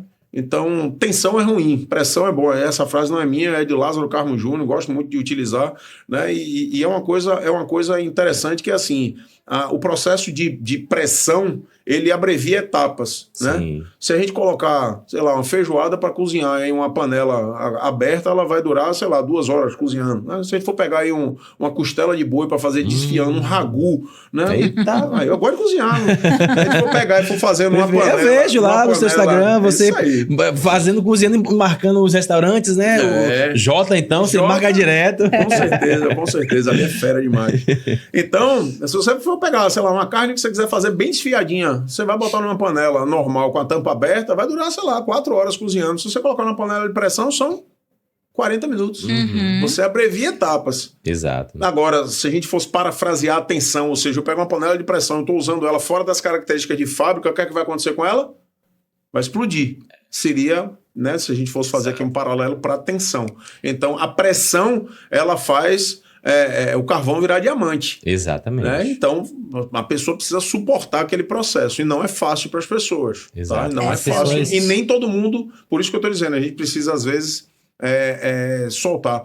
Né? Então, às vezes, não é aquela pessoa não quer aquilo dali, ou não tem, de fato, as características humanas para aquela posição que a gente, às vezes, vê a capacidade para a pessoa. A gente pensa que ela tem. Sim, sim. A gente sempre fala, né? A gente conversa o seguinte, que as pessoas, elas se transformam no desequilíbrio. É no desconforto que você vai evoluir para uma próxima etapa, próximo nível, né? Que você vai crescer na carreira. Às vezes tá ali, não recebe nenhum feedback do seu chefe, você não estuda, você não quer crescer, tá ali naquele emprego 5, 10, 15 anos... Porque você não foi colocado à prova, né? Eu digo muito isso. Você não foi colocado à prova pelo seu líder, pelo seu chefe, ou até mesmo por você, porque eu falo sempre o seguinte, né? A gente sempre brinca, mas fala sério. Quem faz a carreira é o profissional, não é a empresa. Quando você entra numa empresa, você quer o quê? Você quer crescer, você quer evoluir, você quer... Geralmente é assim, né? Algumas pessoas querem crescer e evoluir na empresa. E quem tem que fazer a carreira é a pessoa. Me desculpe se eu estiver falando errado, tá? Não, eu concordo contigo plenamente. Porque às vezes ele delega isso para terceiros. Aí eu entrei na empresa aqui e vou esperar o que o meu chefe, o que o meu líder, o que a minha empresa vai me demandar, vai me colocar. Não, cara. Eu, eu tenho... Eu trabalho desde 2007, na verdade, 2007. Então eu tenho o quê? Vou fazer 20 anos de experiência, né? Administrativa, financeira e contábil. Mas eu sempre... soube que... Isso foi uma professora do ginásio... Ginásio não, meu Deus. Ensino médio, né? Ensino médio, é porque trocou, não tem mais ginásio, né? Enfim. No ensino médio falou pra gente... Professor Marcelo de Geografia. Vocês estão aqui, quem faz a carreira é vocês. Vocês que tem que fazer a carreira de vocês. Nunca deixe... Cara, isso me emociona, sabe? O professor Marcelo falou assim... Quem tem que fazer a carreira são vocês. Nunca deixe chefe nenhum mandar na carreira de vocês. É vocês que tem que fazer a carreira. Quando vocês estiverem numa empresa, deem o seu melhor. Mas vocês que fazem a carreira, no momento que vocês perceber que a empresa ou você não está dando um melhor para o outro, você tem que sentar e conversar e definir, poxa, eu vou ficar, eu vou melhorar, ou eu vou para outro lugar. Porque afinal nós não somos, volto a falar, nós não somos árvores. Nós temos que estar em movimento. E sempre para melhorar, sempre correr atrás, correr na frente. Correr atrás do prejuízo, eu digo... Já tomou prejuízo, correr na frente, né? E hoje as pessoas não querem, a maioria delas, né? Elas querem ter o resultado, mas não quer passar pelo esforço. Como fazer uma pessoa, né, entender que, poxa, como você falou aí, né? Eu te vejo lá na frente, mas o que você está falando para mim não está condizente com o nosso argumento aqui. Como você... na sua expertise, você tira o melhor dessa pessoa para que ela entenda que, poxa, você precisa ir para o nível D, você está no nível A. como fazer com que essa pessoa enxergue, né? É aquela coisa, você tem uma visão, você passa essa visão para essa pessoa. Qual a melhor forma que você pode fazer isso? A melhor forma é o exemplo. Se eu tivesse que te responder apenas de uma forma, eu diria que é o exemplo. Por que hoje a gente percebe muita... Fala-se muito desse quesito até com a geração Z, né? De que a geração Z hoje em dia não quer assumir papéis de liderança. Se ouve muito, né? Eu vejo muitas reportagens aí. Quantos e quantos pais hoje de jovens na faixa de 20 anos de idade chegam em casa praguejando sobre o seu trabalho? Quantos e quantos pais hoje chegam dizendo que trabalham só para pagar conta? Essa foi, ó. Que a vida é pagar boleto, né? Que é uma coisa que a gente ouve. E essas frasezinhas que eu venho trazendo aqui, normalmente são memes de internet, né? Assim, a vida é só pagar boleto. É bacana a gente dizer isso, né? E o nosso filho que tá em casa lá e vendo, pô, meu pai só chega estressado, meu pai chega em casa e estoura com todo mundo, briga com todo mundo. Eu tava lendo um negócio interessante esses dias no próprio Instagram, falando sobre... eu não vou chutar o termo, inclusive para eu não errar, mas dizendo que normalmente as pessoas, elas estouram, né? Em ambientes onde elas se sentem mais confortáveis. Então, o cara dentro da empresa, ele desempenha um papel, entre aspas, então ele lá dentro da empresa, ele sabe que ele não pode explodir com o colega de trabalho, com o chefe, com o liderado, etc. Então, lá dentro ele fica conciso e constrito. Quando ele chega em casa, ele pá! E o filho, quando ele olha aquilo dali, eu quero ser o que meu pai é ou eu não quero? Essa é uma primeira ideia que passa por mim. Então, assim, a liderança, ela precisa ser inspiradora, tá? Precisa ser inspiradora. Quantas e quantas empresas, de repente, a gente não vê, onde um líder está dentro da empresa e vende aquela ideia de que só ele consegue fazer aquilo, né? Que aquela vida dele é uma vida amarga, que é um inferno, mas ele é capaz, ele consegue, ele é o herói do dia. E aí todos os liderados que estão ali estão olhando e estão dizendo assim, eu que não quero assumir aquela função, Deus me livre de trabalhar com a função que tal pessoa trabalha, porque olha lá a vida daquela pessoa como é um inferno. É verdade. Então, primeiro, a liderança ela precisa inspirar, né? E do outro lado, aí eu faço uma outra pergunta, e aí sim, falta muito das pessoas que executam papéis enquanto liderados dentro da empresa. Comunique o seu RH e comunique o seu líder. O que você quer fazer dentro da empresa? Onde você se vê profissionalmente? O que você está disposto a fazer? Né? E a gente vive numa regra no Brasil. Eu sou um cidadão que eu sou extremamente avesso aos extremos controles que a gente tem das legislações nossas em tudo no nosso país, né? Inclusive CLT, inclusive escala 6x1, 5x2, 4x3 ou 1x365, que é de Roberto Carlos. Né? Até isso já brincaram também, né? O Roberto Carlos trabalha um dia novo. Então, piada ridícula. Mas é o que está tendo. Então, no final das contas, a gente precisaria ter mais competências e decisões nas mãos das pessoas e menos do Estado, tá? Por que eu estou falando isso? Porque, poxa, essas pessoas muitas vezes elas olham para o lado e estão vendo, tal pessoa ganha a mesma coisa que eu e faz muito menos do que eu. Eu fazendo mais, eu vou ganhar mais? Na legislação da gente, você sabe mais do que eu que não. Né? Por quê? Porque a gente tem ali todas as dificuldades da legislação nossa que não permite que a gente pratique meritocracia nesse nível, né? Ou seja, se eu faço A e tal pessoa faz A, mas eu faço A bem feito e A aqui faz A mal feito, eu não posso chegar para A bem feito e pagar 30% a mais. Né? Não posso fazer isso, por quê? Porque A mal feito pode chegar no seu trabalho e dizer, olha, nós dois fazíamos o mesmo A, e ele ganhava 50% mais do que eu. Opa, equiparação salarial, e aí todo mundo ganha a mesma coisa. Ou seja, a legislação da gente, ela nivela todo mundo por baixo. Então, eu aqui, que estou dentro da empresa, fazendo A bem feito, e não me comunico com o meu chefe dizendo, olha, estou fazendo A bem feito, mas eu quero que você me coloque para fazer B, logo, e vou ficar aqui, ó, efeito BD, né? Feedback de baixo para cima. Eu estou aqui, olha, eu quero mais trabalho, eu quero mais, eu estou com sede, eu estou com ódio no olhar, eu quero dinheiro, eu quero trabalho, eu quero crescer. Se eu não tenho esse alinhamento aqui com a minha liderança e eu não tenho oportunidade na empresa, o máximo que vai acontecer comigo vai ser o quê? Eu vou ser visto por outra empresa que um belo dia vai olhar e dizer assim, ó, opa, eu quero aquela pessoa. Exato. Você só tem a ganhar. Você vai sair daqui e vai para outro lugar para ganhar mais, para fazer mais. Mas a maioria da cabeça das pessoas acaba fazendo o quê? Eu me nivelo com o A mal feito. Exato. Então por quê? Porque eu fazer mais um pouquinho ou menos um pouquinho, vai todo mundo errar, então eu fico aqui nesse nível. E aí as pessoas não progridem, não crescem profissionalmente, né? Esse tema, por exemplo, da escala 6x1, eu fico olhando com muita preocupação o que é que vai acontecer no momento futuro com todo mundo, né? Até porque eu vivi recentemente o piso da enfermagem, né? E aí eu trabalho na área de saúde desde que eu tinha cabelo. Então, quando você para olhar, quando criaram isso é bullying, viu? Quando criaram a questão ali Igor tá se aguentando a palavra.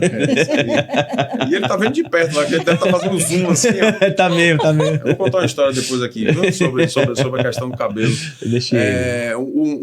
O ponto aqui que eu penso com relação ao comparativo, né? A mudança da escala 6x1 e o piso da enfermagem. Na época, quando trouxeram a proposta do piso da enfermagem, eu conversei com alguns enfermeiros que trabalhavam comigo na época. Eu disse, cara, vocês precisam ficar muito atentos com isso, porque vocês não estão criando um piso de enfermagem, vocês estão criando um teto. Exatamente. Como assim? Aí ficou aquela discussão, aquela coisa. Eu fiz, sabe o que vai acontecer? Num espaço de tempo pequeno até, não é longo, né? Então, se você está falando, vou arredondar números aqui, até porque eu nem me lembro de cabeça exatamente qual o valor, né? Porque já tem um tempo também, esse valor já mudou de lá para cá. Mas digamos que o piso da enfermagem seria R$6.000 o salário mínimo para cada enfermeiro ganhar, né? Quem ganhava 12, você acha que você ia continuar tendo enfermeiro ganhando 12? Porque todos que ganhavam 2, 3, 4 passaram a ganhar 6, correto? Então, automaticamente, se eu tinha dentro da empresa alguém que ganhasse 8, ganhasse 9, ganhasse 10, ganhasse 12, num intervalo de tempo razoável, essas pessoas obrigatoriamente seriam desligadas para poder compensar o valor daqueles demais. Por quê? Exato. Porque tudo está precificado já. Perfeito. Já está tudo precificado, está dentro do custo. E tem uma razão interessante que a gente precisa trazer, e aqui nós estamos entre empresários, né? Quem trabalha nas empresas não tem a dimensão do que é um custo de manter uma pessoa trabalhando legalmente pela CLT. Se a gente for fazer uma conta de padeiro, eu vou arredondar números aqui, mas dentro de uma razoabilidade. Se hoje eu tenho uma pessoa ganhando 10 mil dentro de uma empresa, obrigatoriamente o empresário está tendo um custo ali médio de 16 a 17 mil. Exato. Né? Então ele tem um custo em torno de 60% a 70%, e eu estou botando custos aqui razoáveis, tá? Eu estou colocando aqui, de fato, INSS, FGTS, 13º, férias, os impostos que estão ali por trás daquilo, que se a gente for colocar também aqui fardamento e algumas obrigações, dependendo da área de atuação, seus EPIs, etc e tal. Benefícios, impostos pela convenção exatamente, coletiva. Isso aí vai subir com certeza um pouco mais, mas vamos trabalhar com 60%, né? Então de 10 mil, 16. Eu pago 10 mil bruto de salário. Quanto cai na mão do funcionário? Oxi, menos de 7. Menos de 7. Com certeza. Então, ele tem ali, logo no ato, quase 27,5% de imposto de renda retido, tem o INSS também que é abatido, etc. Então, ou seja, eu tenho de custo 16, um pouquinho mais, e na mão do cara fica em torno de 6 e pouco também. Eu tenho 10 mil aqui que, entre o empregado e o empregador, foi dado a alguém. Exatamente. Né? Não vou falar quem foi, não, mas foi dado a alguém. Exatamente. Tá? Então, o vilão é o cara que fica com os 10, pô. Exato. Não é o empregado que ficou com 6, nem o empregador que gastou 16, 17. Exatamente. Tá? Então, o vilão é quem ficou com 10. Exato. Então, quando fizeram isso com o piso da enfermagem, na época aconteceu essa movimentação. Muitas empresas acabaram precificando, ou seja, cara, eu tenho uma enfermeira que tem um trabalho ok, mas não é um trabalho brilhante, está ganhando 12, 14, 15, o que é que eu vou fazer com ela? Poxa, infelizmente eu vou precisar desligar para compensar com custas que eu precisei subir. Escala 6x1, o que é que vai acontecer? Vai ter um monte de empresa que pode repassar preço, vai repassar preço. As que não pode repassar preço, vai pegar pessoas que hoje têm um salário mais alto, vai também fazer o desligamento, vai colocar pessoas com um salário menor. Tá? Vai ter empresa que vai acabar fechando alguns dias também, etc. e tal. Só que o ponto, Tiago e Bruna, que eu fico pensando muitas vezes, que é assim, no piso da enfermagem, quando diminuiu a remuneração média de alguns enfermeiros, né, o que foi que aconteceu? Muitos enfermeiros acabaram precisando trabalhar mais para manter o seu padrão de vida, ganhando o que ganhavam. Com a mudança da escala 6x1, provavelmente vai acontecer a mesma coisa. A gente vai criar uma escala 10x1, né, no final das contas. Sim. Porque vão ter pessoas que hoje só trabalham um turno e que vão se ver obrigadas a trabalhar 2 turnos para poder manter 1 ou 2 dias de descanso na semana. O problema problema do trabalhador não é descanso. O problema do trabalhador é dinheiro no bolso. Exato. É dinheiro no bolso. O cara queria... Se você chegasse hoje para qualquer pessoa e dissesse assim, olha, dos 10 bruto e 16 que o empregador paga, você não queria ficar com 15 na sua mão e deixar um só de custo para o intermediário, que é o governo? Oxi. Todo mundo ia ficar lindo, mas você vai trabalhar quanto? Então, assim, eu acho que a gente não precisa de regra para dizer trabalha 5, trabalha 2, trabalha um dia na semana. Devia ser livre para que a pessoa negociasse sua carga horária, como acontece em outros países do mundo. Negociar a sua carga horária de trabalho. Eu quero trabalhar 10 horas por dia, eu quero trabalhar 5, eu quero trabalhar todos os dias na semana porque eu tô jovem e quero ganhar muito dinheiro e pronto, acabou. Né? Então, ter um pouco menos de engessamento para isso daí seria bom para as empresas e bom principalmente para os empregados. Exato. A gente estava pesquisando, inclusive, sobre isso. Carga horária, né, mundial. Tirando o Brasil, a média mundial hoje, na última pesquisa que eu fiz, né, com IA, lá, trouxe os dados lá, tem o The New York Times, né, o jornal dos Estados Unidos, teve um também na Inglaterra, alguma coisa, eu esqueci o nome, eles trouxeram essa pesquisa que a média mundial hoje é 52 horas semanais. Média mundial. Não vou nem falar aqui os chineses quantas horas trabalham, tá? Mas aqui na América do Sul, o Chile trabalha hoje cerca de 48 horas, se não me engano. E tem a Argentina hoje que trabalha, acho que também 52 horas, né? Muitos colegas meus estão saindo do país. Alguns já saíram, alguns foram, né, para os Estados Unidos, para a Europa e tal. E estão indo para lugares que não existe a CLT que existe no Brasil.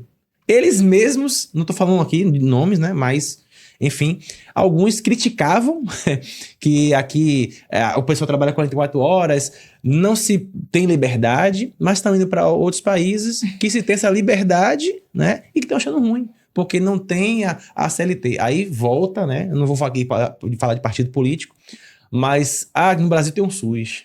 Amigo, não tem... A gente hoje quer contratar pessoas. Um exemplo, quer contratar pessoas hoje. A gente tem que ver o custo. Bruna falou, precisa de uma pessoa. Precisa...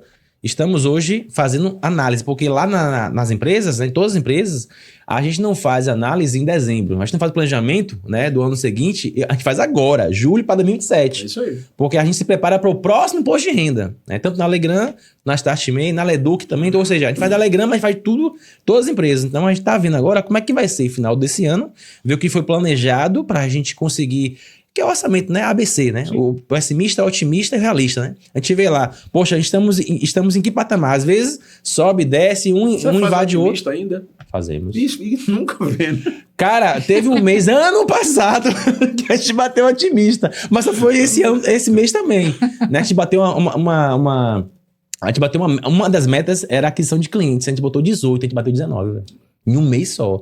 Só que foi uma ação que a gente fez e a gente não, é aquela coisa, a gente não continuou, né? Mas batemos o orçamento otimista. De lá pra cá é só realista realista e pessimista. Mas a gente tem melhorado isso, né? Juntamente com o ecossistema que participa do ecossistema tem usado demais, vários insights. Inclusive, você deu um insight aqui pra mim, né? Vou até compartilhar com você e com vocês também. A gente usa um sistema hoje, né? A gente vai fazer o sistema. Os indicadores que você falou aí. Poxa, os indicadores... A gente paga um sistema hoje, a gente vai criar o nosso sistema hoje de feedback. Você tava falando, eu tava aqui, rapaz, a gente tá pagando um sistema hoje, eu vou criar uma ferramenta hoje pra gente, entendeu? E tem que ter, cara. Tiago, eu afirmo com toda a certeza de que o problema do povo brasileiro que trabalha, de todas as pessoas brasileiras que trabalham, não é um pleito por tempo de descanso. Uhum. Tá dividido entre duas coisas. Primeiro, tudo que aparece normalmente tem subentendido que trabalhar é ruim, que trabalhar é enfadonho, que trabalhar é o sextou, né? Exato. Por que sextou? Porque durante a semana inteira eu tive uma vida medíocre, ruim, opressora, trabalhando, e eu preciso me perdoe o final do Henrique Maderite, achava muito divertido, gostava muito da figura pública, etc. Mas era um desserviço de qualquer sorte, aquela coisa de sexta-feira, meio-dia, pronto, eu tenho que beber para me divertir. Sim. Porque o resto da semana foi amarga, foi ruim, porque eu estava trabalhando. Na verdade, assim, a gente precisa trabalhar, todo mundo precisa produzir. Isso aqui não é papo de workaholic, nem de coach, nem nada disso, não. Eu acho que no fim do dia, todo ser humano precisa deixar na vida um legado, uma marca, algo construído, né? Seria algo muito ruim, né? Papai do Céu colocou a gente num mundo cheio de características boas, cheio de capacidade, cheio de coisas, e a gente não executa nada, a gente vai viver para beber, para não fazer nada, para ficar jogando dominó na praça. Né? Então, assim, não é bacana. Com certeza o ser humano tem capacidade de fazer tantas coisas e muito mais do que faz. E eu percebo que, assim, dentro do ambiente empresarial falta muito dessa inspiração das lideranças, dos donos de empresa e etc. Isso tudo conversa muito com cultura. E do outro lado, a gente tem também uma liderança pública, né? E aí política de todos os partidos, de todos os... Aliás, eu acho que o mundo inteiro está sofrendo muito com péssimas lideranças.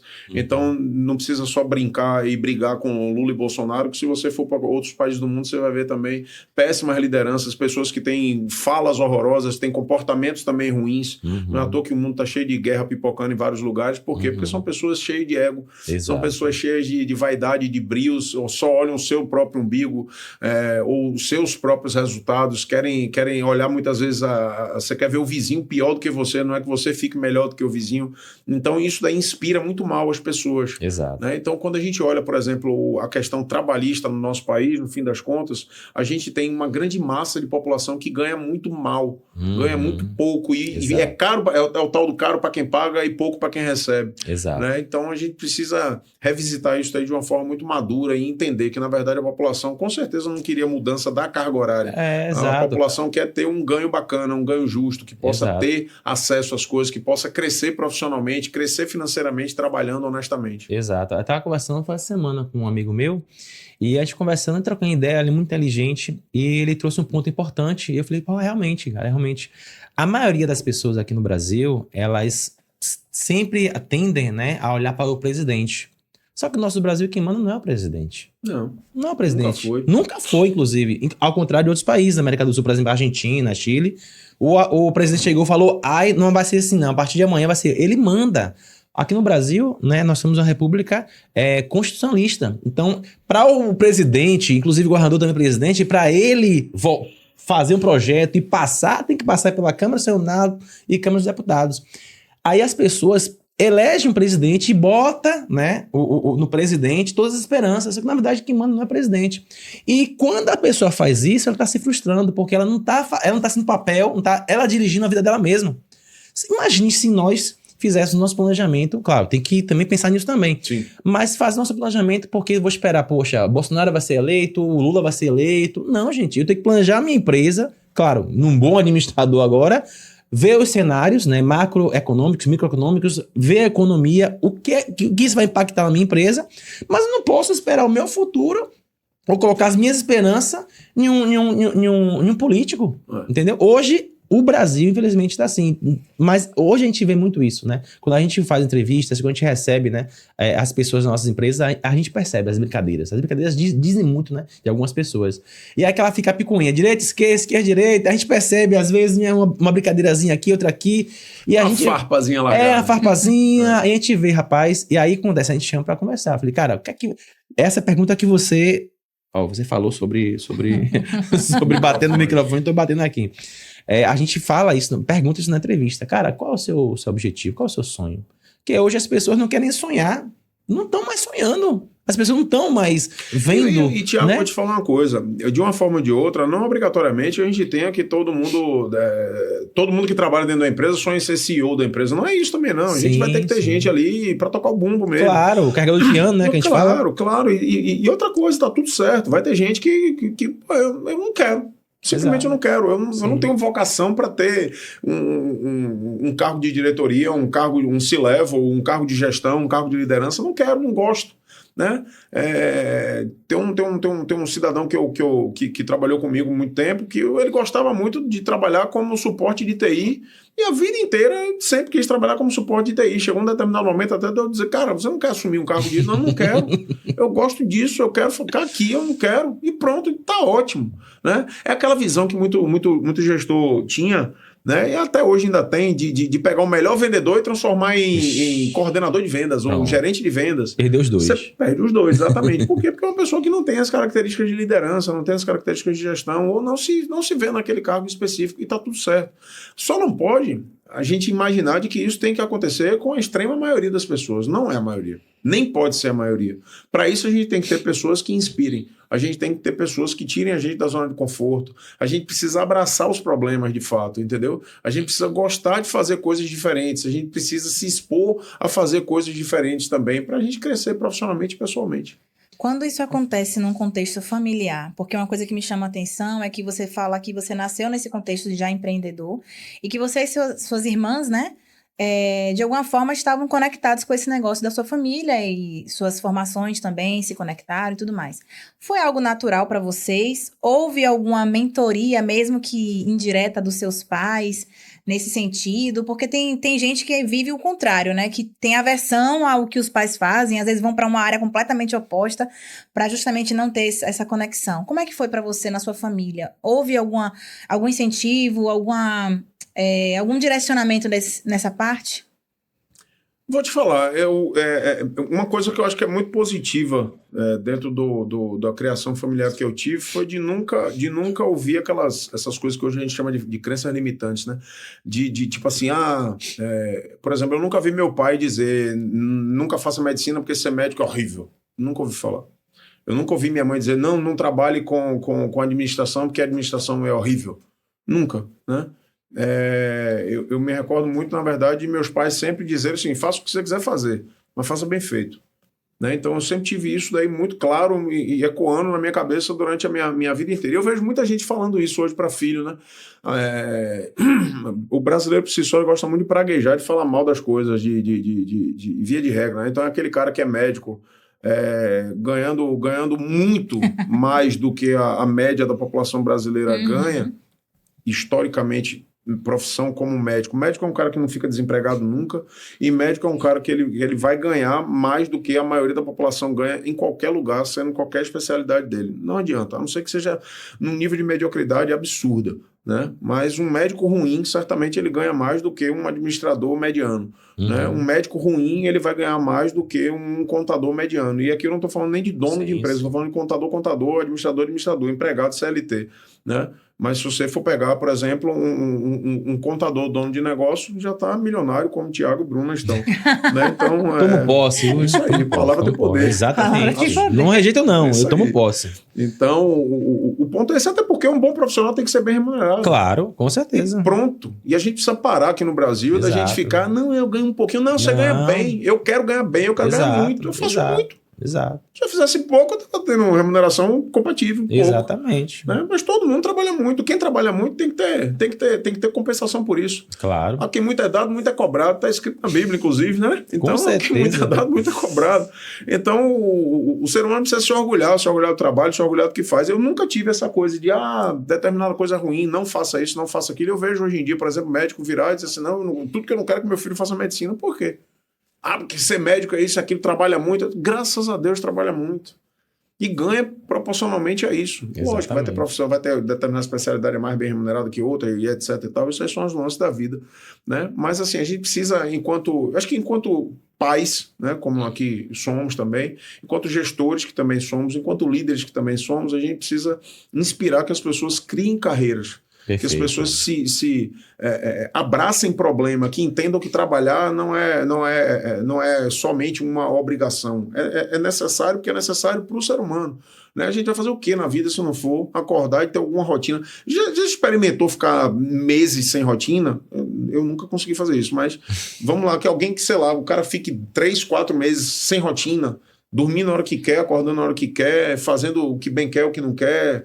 Não tem isso, gente, não existe, né? O ser humano precisa fazer coisas desconfortáveis, né? Precisa fazer coisas que tenham ali aquele caroço no pé para doer um pouquinho também. Exato. A gente eu sigo o Tino Marcos, repórter, ele tirou 5 anos, né? Ele tirou, na verdade, 3 anos, aí mais 2, e ele tem um vídeo no Instagram falando, cara, eu não consigo mais, eu preciso trabalhar. Eu preciso voltar a trabalhar. Mas isso aí foi meme. É isso que eu ia te falar, isso foi meme. Foi brincadeira, acho isso que do nunca existiu. Ele fez esse vídeo e todo mundo caiu. Não, peraí, pô. Eu caí no meme? Caiu.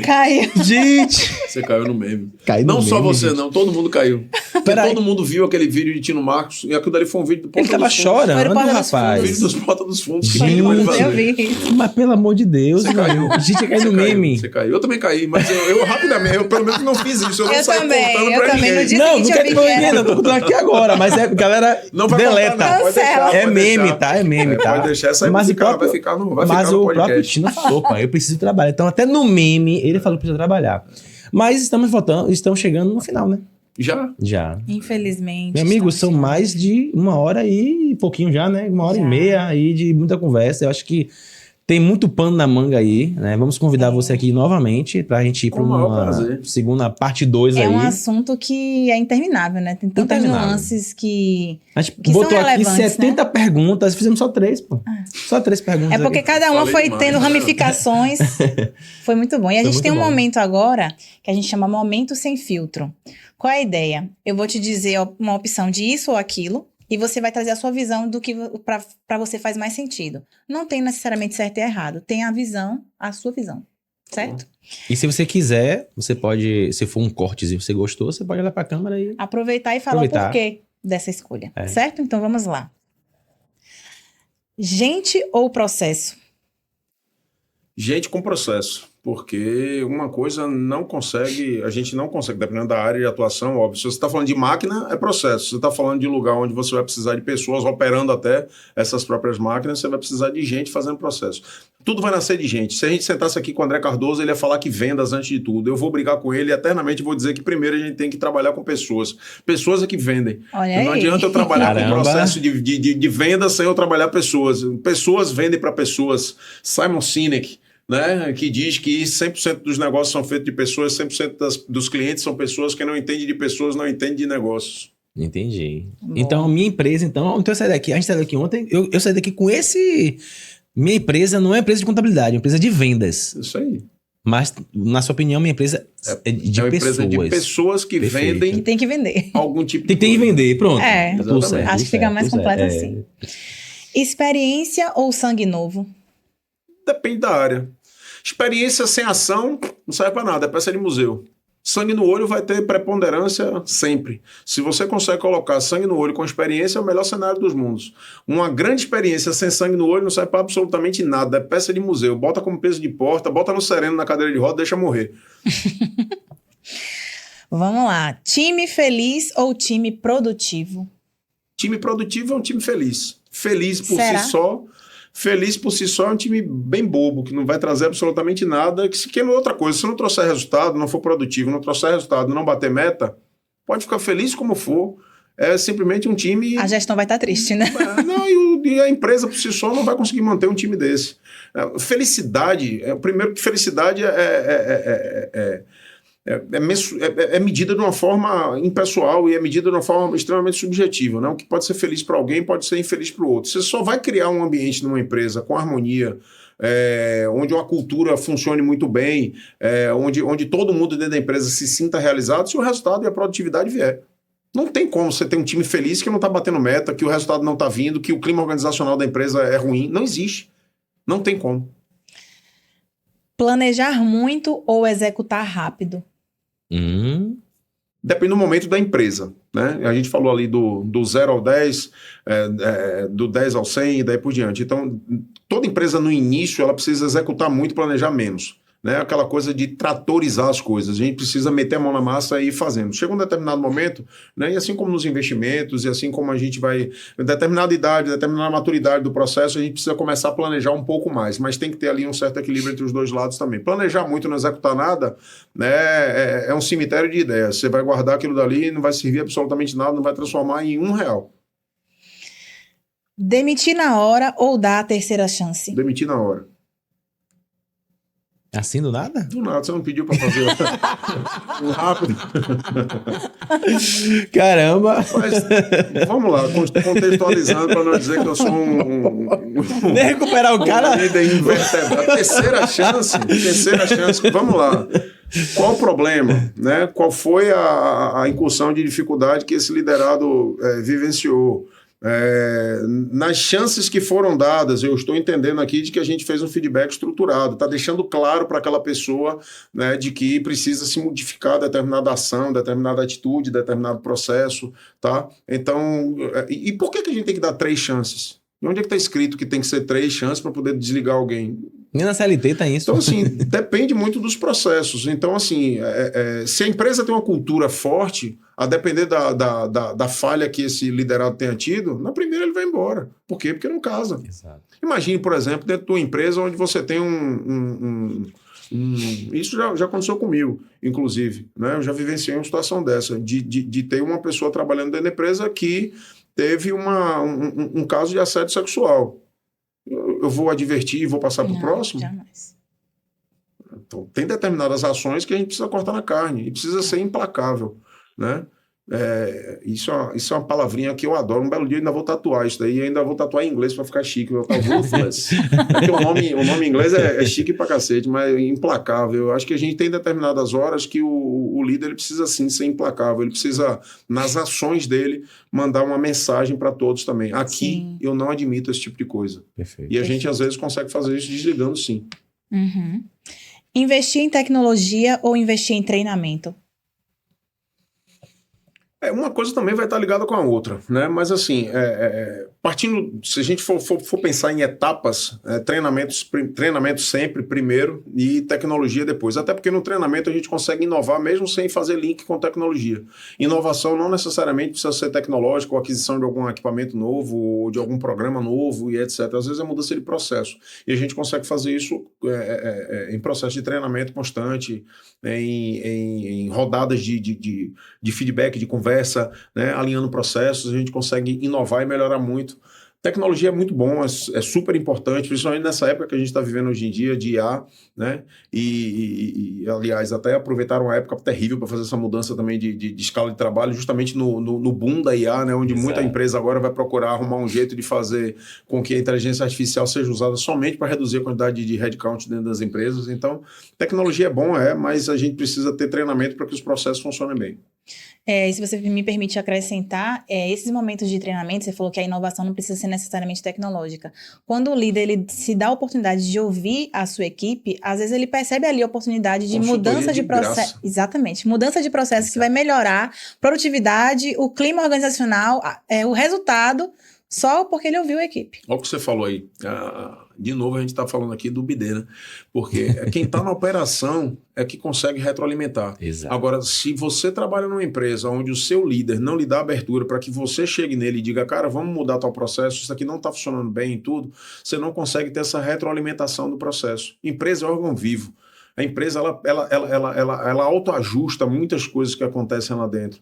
Né? Então, se a gente tem um processo de comunicação fluido, aberto, né, com escutativa realmente sendo praticada, com gerenciamento de estresse, com comunicação não violenta, se a gente tem ali realmente segurança psicológica com o time, você consegue coerção e faz com que as pessoas trabalhem ali em conjunto de fato. Aí uma pessoa vai olhar e vai dizer, cara, isso aqui, a gente está tentando fazer do jeito A, mas do jeito B funciona, vamos tentar, vamos testar.